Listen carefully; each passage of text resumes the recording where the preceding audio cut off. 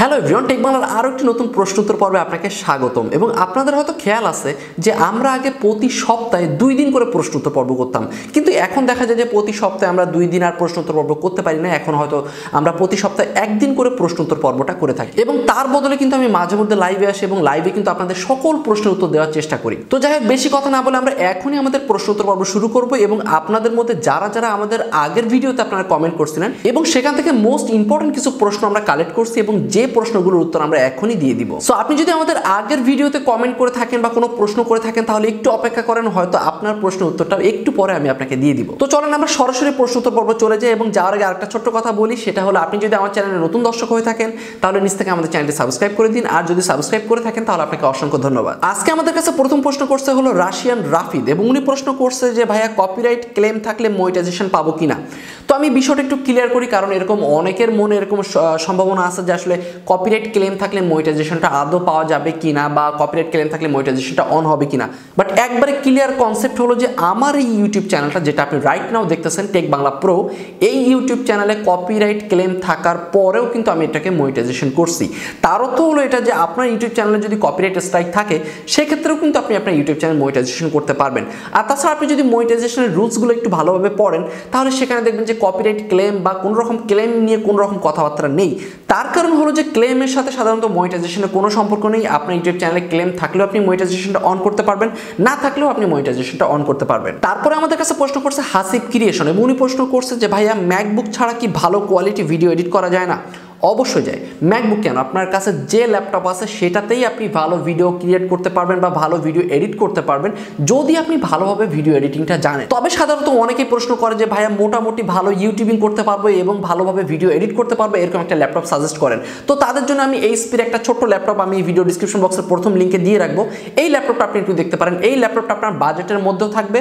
আবার আপনি এই ল্যাপটপটা যদি নেন তাহলে এটাতে আপনি ভিডিও এডিটিং থেকে শুরু করে ইউটিউবের সকল কাজ করতে পারবেন। এবং আপনি যদি স্টুডেন্ট হন তাহলে বলবো যে এই 30 থেকে 40 হাজার টাকার মধ্যে এই ল্যাপটপটা একটা বেস্ট স্টুডেন্ট ল্যাপটপ হিসেবে আপনি ধরতে পারেন। আরেকটা কথা হলো ভিডিও এডিট করার জন্য ম্যাকবুকের টোটালি কোনো প্রয়োজন নেই। তবে আমি পার্সোনালি ভিডিও এডিট করার জন্য আমি ম্যাকবুক প্রো ব্যবহার করি। তবে আপনি যদি ভিডিও এডিটিংটা জানেন তাহলে যে কোনো একটা কম্পিউটার বা যে কোনো একটা ল্যাপটপ দিয়েও কিন্তু আপনি ভিডিও এডিট করতে পারবেন। তারপরে আমাদের কাছে প্রশ্ন করছে স্মার্ট ফিশিং, এবং উনি প্রশ্ন করছে যে ভাইয়া আমার জানা দরকার হলো যে রিইউজ কন্টেন্ট বলতে ইউটিউব কি বোঝায়, যার কারণে আমার ইউটিউব চ্যানেল থেকে মনিটাইজেশন উঠে গেছে। ওকে, আমি বিষয়টা একদম ক্লিয়ার করে দিই, কারণ এই সমস্যাটা আসলে অনেকের, শুধুমাত্র আপনার একার না। এই রিইউজ কন্টেন্টের ফলে আসলে অনেক মানুষের ইউটিউব চ্যানেলের মনিটাইজেশন বন্ধ হয়ে গেছে। রিইউজ কন্টেন্ট এর অর্থ হলো যে আপনি যে ভিডিও তৈরি করেন এই ভিডিওর মধ্যে কোথাও না কোথাও অন্য কারোর ক্লিপ আছে। দ্যাট মিনস হলো যে আপনি যে ইউটিউব ভিডিওগুলো তৈরি করেন এই ভিডিওর মধ্যে অন্য কোনো ইউটিউব ভিডিওর ক্লিপ আছে যেটা আপনার নয়। আমি বিষয়টা আরও একটু খুলে বলি। সাধারণত মনে করেন যে আপনি একটা ভিডিও তৈরি করলেন, ভিডিও তৈরি করার ফলে আপনি দেখলেন যে সেখানে একটা অন্য জায়গা থেকে একটা ক্লিপ নিয়ে এসে আপনার ভিডিওতে অ্যাড করতে হবে। সো সেক্ষেত্রে দেখা যায় যে আমাদের মধ্যে অনেকেই কিন্তু আমরা ভিডিও তৈরি করার সময় অন্য অনেক জায়গা থেকে কিন্তু ক্লিপ এনে আমাদের ভিডিওর ভেতরে অ্যাড করি। ইভেন পার্সোনালি এটা আমি নিজেও করি। কিন্তু এরও কিছু নিয়ম কানুন আছে। যদি আপনি অতিরিক্ত মাত্রায় অন্যের কন্টেন্ট আপনার কন্টেন্টের ভেতরে ব্যবহার করেন সেক্ষেত্রে এই পুরো কন্টেন্টটা হয়ে যাবে রিইউজ কন্টেন্ট। তবে মনে করেন যে আপনি 10 মিনিট একটা ভিডিও তৈরি করেন এবং যেখানে অ্যাভারেজে 2 মিনিট আপনি অন্য কারো কন্টেন্ট ব্যবহার করলেন, সেক্ষেত্রে কিন্তু এটা কখনো রিইউজ কন্টেন্ট হবে না। কিন্তু মনে করলেন যে আপনি 10 মিনিট একটা ভিডিও তৈরি করলেন, সেখান থেকে 7 মিনিটেরই অন্য মানুষের কন্টেন্ট, সো সেক্ষেত্রে কিন্তু এই পুরো ভিডিওটাই হয়ে যাবে রিইউজ কন্টেন্ট। আর সাধারণত একটা চ্যানেলে যদি অনেকগুলো রিইউজ কন্টেন্ট থাকে তাহলে সেক্ষেত্রে ইউটিউব কিন্তু এই চ্যানেলগুলোর মনিটাইজেশন বন্ধ করে দেয়। এবং যেমনটা কিন্তু এই ইউটিউব চ্যানেলটার সাথে হচ্ছে যে তার ইউটিউব চ্যানেলের মনিটাইজেশনটা কিন্তু বন্ধ করে দেওয়া হয়েছে রিইউজ কন্টেন্টের ফলে। তারপরে আমাদের কাছে প্রশ্ন করছে ইমরুল কায়েস, এবং উনি প্রশ্ন করছে যে ভাইয়া ইউটিউবের আয়টা আসলে কিসের উপর নির্ভর করে? চ্যানেল মনিটাইজেশন না হলে কি কোনোভাবে ইনকাম করা সম্ভব? অবশ্যই সম্ভব। আপনার ইউটিউব চ্যানেল মনিটাইজেশন না করেও কিন্তু আপনি প্রতি মাসে ভালো অঙ্কের একটা টাকা ইনকাম করতে পারবেন অন্যান্য কিছু অপশন থেকে। যেমনটা মনে করেন আপনি আপনার ইউটিউব চ্যানেলটা মনিটাইজেশন করলেন না, কিন্তু প্রতি মাসে আপনি ভালো অঙ্কের একটা টাকা স্পন্সর পান, অথবা প্রতি মাসে আপনি একটা ভালো অঙ্কের টাকা ব্র্যান্ড ডিলস পান, অথবা আপনার ইউটিউব চ্যানেল থেকে আপনি অ্যাফিলিয়েট কমিশন পান। সেক্ষেত্রে কিন্তু আপনার ইউটিউব চ্যানেলের মনিটাইজেশনের কোনো প্রয়োজন নেই। এবং পার্সোনালি আমি যদি বলতে চাই, আমি আমার ইউটিউব চ্যানেল থেকে যে পরিমাণ টাকা ইনকাম করি এর থেকে 3 থেকে 4 গুণ বেশি টাকা ইনকাম করি আমি ব্র্যান্ড ডিলস, স্পন্সর বা অন্যান্য অন্যান্য অপশনগুলো থেকে। সাধারণত ইউটিউব মনিটাইজেশন থেকে যে ইনকামটা আসে তার থেকে অনেক বেশি ইনকাম আসে ব্র্যান্ড ডিলস এবং স্পন্সর থেকে। সো আপনি যদি চান যে আপনার ইউটিউব চ্যানেলটা আপনি মনিটাইজেশন করবেন না, সেক্ষেত্রে আপনি এখান থেকে অ্যাফিলিয়েট করে ইনকাম করতে পারেন, আপনি এখান থেকে ব্র্যান্ড ডিলস করে ইনকাম করতে পারেন, এক্ষেত্রে আপনি স্পন্সর নিয়ে ইনকাম করতে পারেন। আর তাছাড়া এমন অনেক মানুষ আছে যাদের ইউটিউব চ্যানেলে মনিটাইজেশন ছিল বা এখন মনিটাইজেশন নেই বা মনিটাইজেশন হয়নি বা মনিটাইজেশন হারিয়ে ফেলছে, কিন্তু তারপরেও কিন্তু তারা ব্র্যান্ড ডিলস, স্পন্সর এবং এই বিষয়বস্তুগুলো থেকে ইউটিউবের মনিটাইজেশনের থেকেও বেশি ইনকাম করে। সো অনেকেই আমি দেখছি যারা ইউটিউব চ্যানেল মনিটাইজেশন না, কিন্তু তারপরে সে তার ইউটিউব চ্যানেলে কাজ করে, কারণ সে ভালো অ্যামাউন্টের স্পন্সর পায় এবং ভালো অ্যামাউন্টের ব্র্যান্ড ডিলস সে কিন্তু প্রতি মাসেই পায়। সো আপনিও ঠিক এমনটাই করতে পারেন, আপনি ব্র্যান্ড ডিলস বা স্পন্সরের জন্য অ্যাপ্লাই করতে পারেন। সো সেগুলো যদি আপনি পেয়ে যান তাহলে আপনার ইউটিউব চ্যানেল মনিটাইজেশনের আসলে কোনো প্রয়োজন নেই। তারপরে আমাদের কাছে প্রশ্ন করছে তহিদুল ইসলাম এবং উনি প্রশ্ন করছে ভাইয়া সাবস্ক্রাইবার এবং ওয়াচ টাইম বুস্ট করলে কোনো সমস্যা আছে কিনা।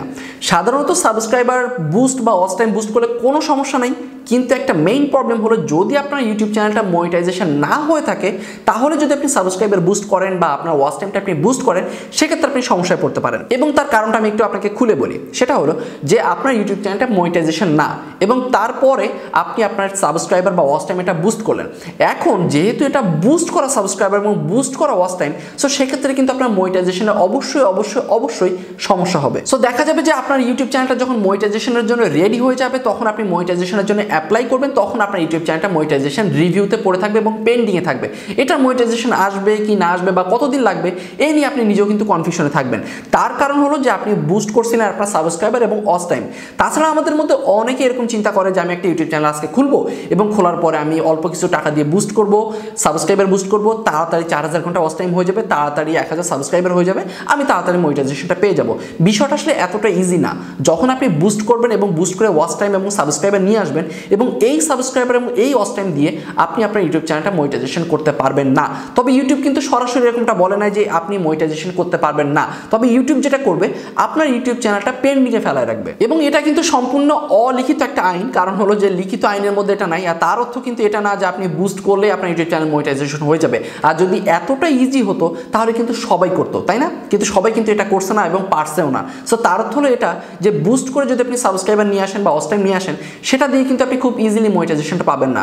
তবে আপনি বুস্ট তখনই করতে পারবেন যখন আপনার ইউটিউব চ্যানেলের মনিটাইজেশনটা অলরেডি রানিং আছে, তারপর আপনি বুস্ট করতে চান, সেক্ষেত্রে আপনি করতে পারেন, এক্ষেত্রে কোনো সমস্যা নেই। তারপরে আমাদের কাছে প্রশ্ন করছে বিডি টপিক এবং উনি প্রশ্ন করছে যে ভাইয়া অ্যাকোয়া কার্ড এখন বন্ধ, ভাই লেটেস্ট তথ্য দেন। তার অর্থ হলো উনি বলতে চাচ্ছে যে ইবিএল ব্যাংক থেকে যে আমরা অ্যাকোয়া মাস্টার কার্ড পেতাম, এই কার্ডটা নাকি এখন বন্ধ হয়ে গেছে। বিষয়টা আসলে এরকম না। আমি বিগত 6 থেকে 7 দিন আগেও কিন্তু আমি আমার ছোট ভাইয়ের জন্য অ্যাকোয়া মাস্টার কার্ড নিয়ে আসছি ইবিএল ব্যাংক থেকে। আর তাছাড়াও কিন্তু আমি এই টপিকে অলরেডি 5 থেকে 6 দিন আগে একটা ভিডিও তৈরি করছি যেখানে আমি দেখিয়েছি যে আপনি কিভাবে খুব সহজে ইবিএল ব্যাংক থেকে একটা অ্যাকোয়া মাস্টার কার্ড নিতে পারেন এবং সেই কার্ড দিয়ে আপনি আপনার ফেসবুক ভিডিও, আপনার ইউটিউব ভিডিও বা অন্যান্য যত প্ল্যাটফর্ম আছে সব জায়গায় আপনি বুস্ট করতে পারবেন, সার্ভিস নিতে পারবেন।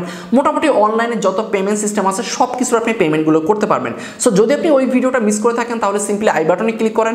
আপনি অ্যাকোয়া মাস্টার কার্ড কীভাবে নিতে হয়, কত টাকা খরচ হয়, কত সহজে পাওয়া যায়, তার সকল বিস্তারিত এই ভিডিওটাতে শেয়ার করা আছে। তারপরে আমাদের কাছে প্রশ্ন করছে সাব্বির আহমেদ এবং উনি অনেক গুরুত্বপূর্ণ একটা প্রশ্ন করছে। সেটা হলো উনি বলতে চাচ্ছে যে সজল ভাই আমার একটা ইউটিউব চ্যানেল আছে, তবে আমি যদি বাংলাদেশ থেকে কিছুদিন পরে বাইরের কোনো দেশে চলে যাই, সেক্ষেত্রে আমি আমার অ্যাডসেন্সের ঠিকানা পরিবর্তন করতে পারবো কিনা বা কোনো সমস্যা হবে কিনা। এই প্রশ্নটা কিন্তু আসলে সবার মাঝে ঘুরপাক খায়। যারা সাধারণত বাইরে যাওয়ার চিন্তা ভাবনা করতেছেন, তবে তারা বাংলাদেশের থেকে হয়তো একটা ইউটিউব চ্যানেল খুব ভালোভাবে এস্টাবলিশ করে ফেলছেন, এখন বাইরে যাওয়ার জন্য ট্রাই করতেছেন। এখন বাইরে যাওয়ার পরে এই ইউটিউব চ্যানেলের ইনকামটা সে নিতে পারবে কিনা। সাধারণত এটা দুটো মাধ্যম আছে। একটা হলো যে আপনি যে অ্যাডসেন্স অ্যাকাউন্টটা অলরেডি ব্যবহার করতেছেন, যদি আপনি বাইরের কান্ট্রিতে গিয়ে এই অ্যাডসেন্স অ্যাকাউন্টটা ব্যবহার করার চিন্তা ভাবনা করেন, তাহলে আপনাকে পেমেন্টটা পুরোনো ব্যাংকে নিতে হবে। দ্যাট মিনস আপনি যদি বাইরে যান এবং আপনার অ্যাডসেন্সটা যদি বাংলাদেশে সেট আপ করা থাকে, তাহলে আপনাকে পুরো পেমেন্টটা বাংলাদেশের কোনো একটা ব্যাংকে নিতে হবে। কারণ হলো যে অ্যাডসেন্স অ্যাকাউন্টের অ্যাড্রেসটিকে পরিবর্তন করা যায়, কিন্তু কান্ট্রিটা পরিবর্তন করা যায় না। আর যখন আপনি কান্ট্রিটা পরিবর্তন করতে পারবেন না,